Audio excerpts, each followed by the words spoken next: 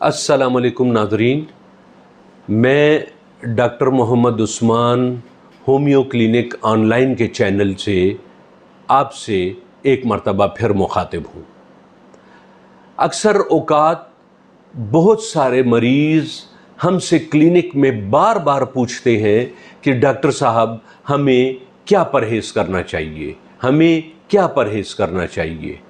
ان کے بار بار پوچھنے سے ایک طرف جہاں ڈاکٹر تنگ آ جاتا ہے تو دوسری جانب خود مریض کو بھی مختلف وہم ہونا شروع ہو جاتے ہیں۔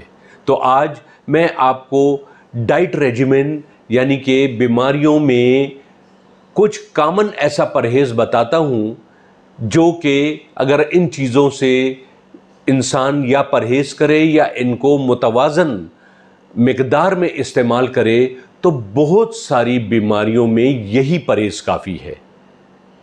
ان میں نمبر 1 تیز نمک، مرچ اور مسالہ جات، یہ تیز نہیں استعمال کریں گے، کوشش کریں نارمل سے بھی جتنا کم استعمال کریں اتنا بہتر ہے۔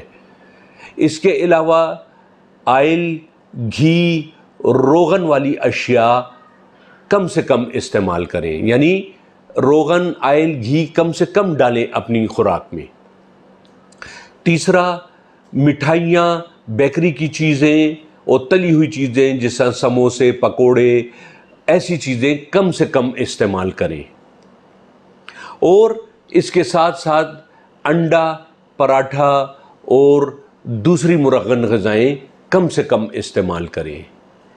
اور ایک اور چیز، بادی اشیاء مثلاً آلو، کچالو، گوبھی، لوبیا، اس سے بھی پرہیز کرنا چاہیے۔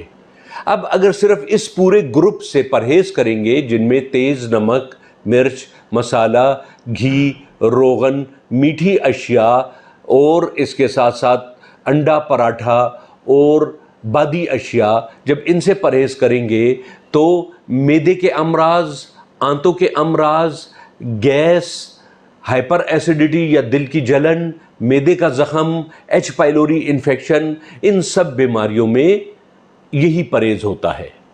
اس کے علاوہ ہائپر ٹینشن یعنی ہائی بلڈ پریشر کی بیماری میں بھی یہی پرہیز ہوتا ہے۔ ہارٹ کی بیماریوں میں بھی جن کو کارونری آرٹری ڈیزیز وغیرہ ہو تو ان کا بھی یہی پرہیز ہوتا ہے۔ اسی طریقے سے بلڈ میں اگر خدا نخواستہ لپڈز پروفائل ہائی ہو جائیں، کولیسٹرول وغیرہ یا اسی طریقے سے ٹرائیگلائسرائڈز وغیرہ ہائی ہو جائیں تو ان میں بھی تقریباً یہی پرہیز ہے۔ اور گردوں کے انفیکشن اور گردوں کی بیماریوں میں بھی تقریباً یہی پرہیز ہے۔